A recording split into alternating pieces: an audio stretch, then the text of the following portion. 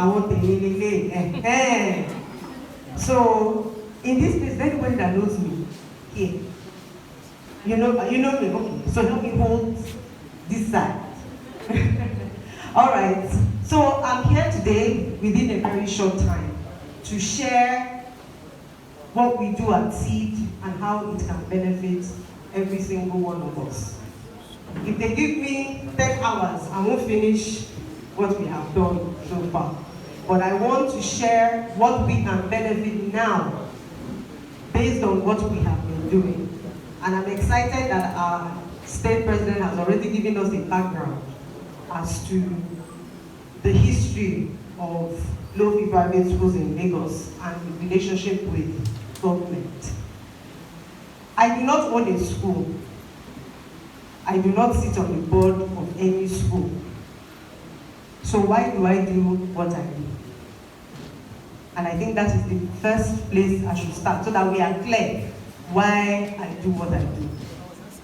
So, when the MC spoke about our MC that wants to collect money from me today, when he spoke, he said, we are called low-fee private schools and that they are high-fee private schools. I was a privileged child that went to a high-fee private school in Lagos until I lost my mom when I was 10.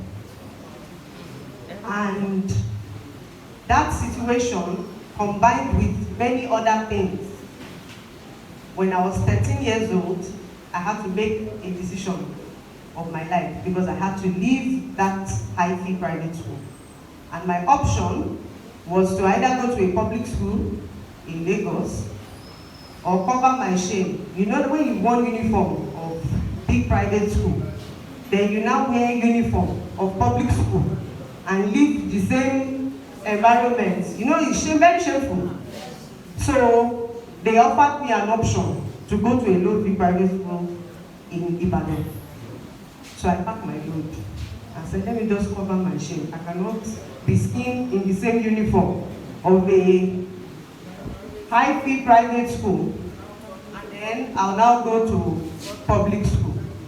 Will it work? So I went to Ibadan, and I went to a faith-based school in Ibadan.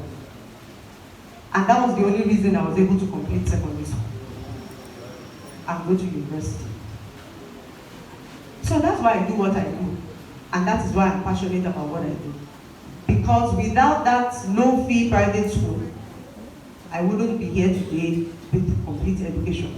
So I understand what you are doing in your communities. I get what you are doing. I especially understand the place of a faith-based institution, right? Because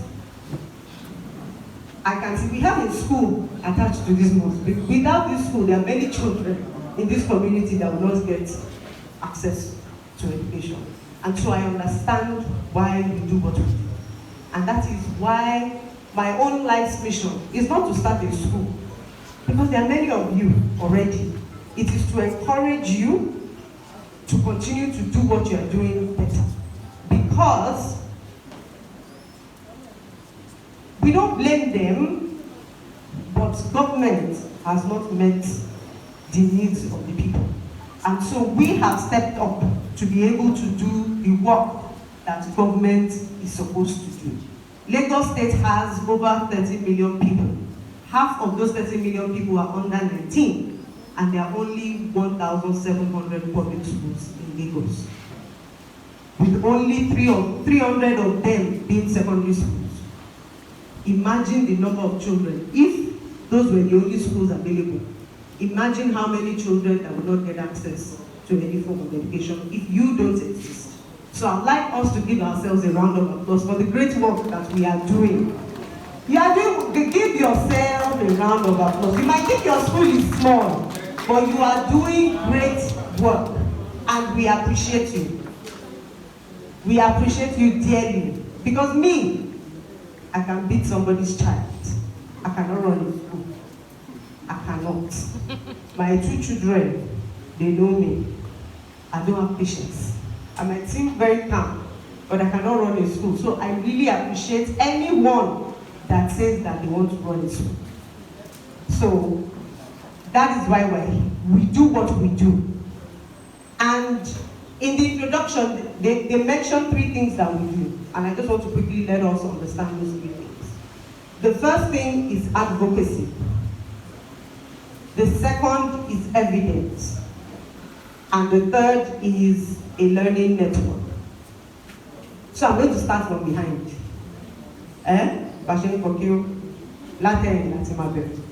Learning network. What do we do? So in 2016, we started because of research done by an organization or a project called Deepin. Who remembers Deepin? Did you remember Deepin? Okay. So if you remember Deepin, Deepin was the person that came to tell us that you people were plenty like this. That's how I can put it. Me, I was judging in my office. I do CSR. We just help some teachers, send them on training, do small things in education. We're not, in fact, we're working more with public school. Send their teachers on training, do everything. Until Deepin came and told us that, do you know that there are more children in our communities going to low-fee private schools than even public schools? And I said it's a lie. So Deepin took 120 of us and took us on field trip in Lagos that we lived in, and we got to meet many of you. And they told us, now that you've seen their challenges, what can you do for them? And so we started as a project just to learn about low-fee